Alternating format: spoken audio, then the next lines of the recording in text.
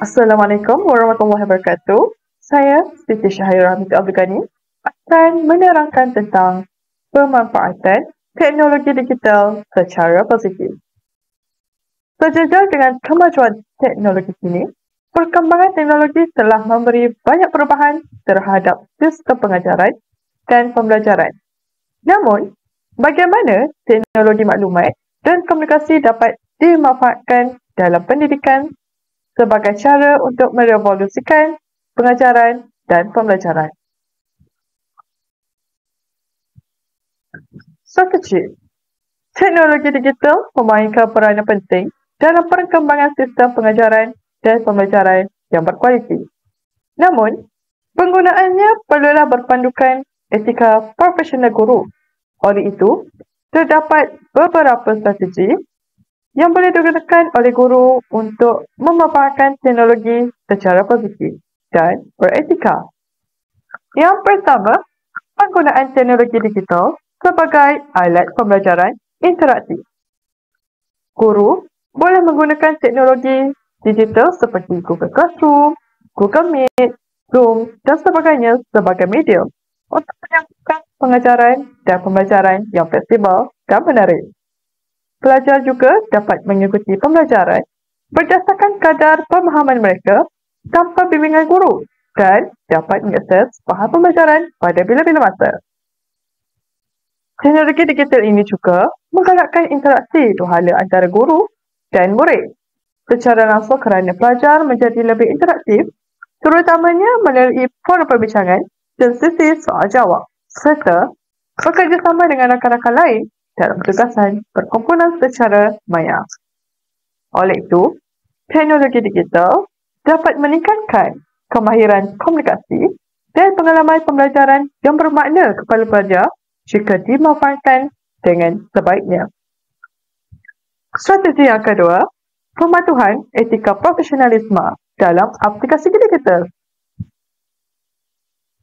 Amal ini penting sebagai salah satu cara untuk menjaga reputasi institusi pendidikan dan juga pendidik. Oleh itu, guru perlulah menggunakan aplikasi komunikasi rasmi sekolah seperti menggunakan WhatsApp sekolah, portal, email dan sebagainya sebagai salah satu kaedah untuk mengelakkan interaksi yang bersifat peribadi dengan ibu bapa dan pelajar. Guru juga mestilah mematuhi garis panduan penggunaan media sosial agar sentiasa berwaspada dalam memaknai suatu kandungan di media sosial dan menangani penyalahgunaan media sosial dalam kalangan pendidik. Oleh itu, seorang guru haruslah mematuhi peraturan yang telah ditetapkan selaras dengan standard kod etika guru. Peranan guru. Pada masa ini, guru bukan sahaja berperanan sebagai pendidik, tapi juga sebagai pemimpin digital profesional yang bertanggungjawab dalam membimbing pelajar menggunakan teknologi dengan berkhemah. Hal ini bukan sahaja dapat memberi manfaat dalam aspek pembelajaran, tetapi turut mementingkan pengamalan etika di media sosial. Peranan guru yang pertama iaitu model teladan yang beretika dalam penggunaan teknologi. Hal ini dikatakan demikian kerana setiap tindakan guru sentiasa menjadi contoh kepada para pelajar, terutamanya tentang bagaimana seorang guru berkomunikasi dan berkongsi maklumat di media sosial. Contohnya, guru hanya berinteraksi dengan pelajar tentang pembelajaran dengan pelajar melalui medium rasmi sekolah. Dan selain itu, guru juga perlu menggunakan bahasa yang sopan, jelas dan profesional semasa berinteraksi dengan pelajar dalam menggunakan media tersebut. Oleh itu, guru dapat membentuk pelajar yang mengamalkan amalan positif apabila berinteraksi dalam teknologi digital. Yang kedua, membentuk komuniti pembelajaran yang selamat. Teknologi digital merupakan medium yang utama pembelajaran dalam ruang digital seperti Google Classroom dan Telegram. Oleh itu, guru berperanan mewujudkan persekitaran pembelajaran yang selamat untuk pelajar. Ancaman cyber seperti bully cyber akan memberi kesan kepada persekitaran pembelajaran digital sekiranya tidak dipantau dengan baik. Oleh itu, untuk menangani hal ini, guru perlu mengawal dan menetapkan garis panduan interaksi dalam teknologi digital. Misalnya, guru menetapkan garis panduan interaksi dan menyemak kesahihan maklumat agar bahan yang dikongsi di media sosial itu sesuai untuk aktiviti pembelajaran. Oleh itu, guru bertanggungjawab mewujudkan komuniti pembelajaran dalam talian yang selamat untuk menjamin keselamatan pelajar.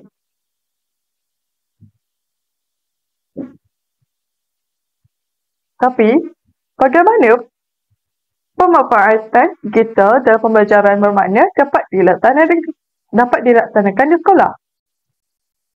Macam mana? Oleh itu, penggunaan teknologi perlulah dikawal dengan sebaiknya, terutamanya dalam pengajaran dan pembelajaran. Antara cara untuk melaksanakan pemanfaatan digital dalam pembelajaran bermakna di sekolah. Contohnya, yang pertama, menggunakan teknologi untuk menerapkan pembelajaran bermakna. Teknologi digital dapat membantu dalam mewujudkan pembelajaran bermakna. Misalnya, penggunaan elemen permainan seperti kuis interaktif, seperti Kahoot, quizzes, educational play dan sebagainya dapat mewujudkan pembelajaran yang lebih menarik.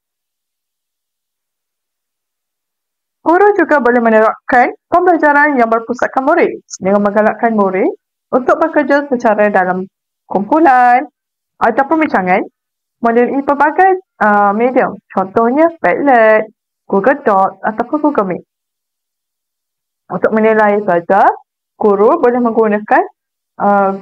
menggunakan aplikasi digital seperti Google Form untuk menilai prestasi pelajar dan mengenal pasti tahap kefahaman pelajar dalam sesuatu topik yang telah diajar.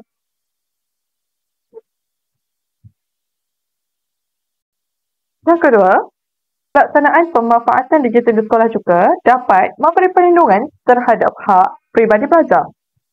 Umumnya, penggunaan teknologi digital dalam pengajaran dan pembelajaran sudah tidak asing lagi. Namun begitu, seorang guru perlulah menggunakan teknologi ini dengan berhemah.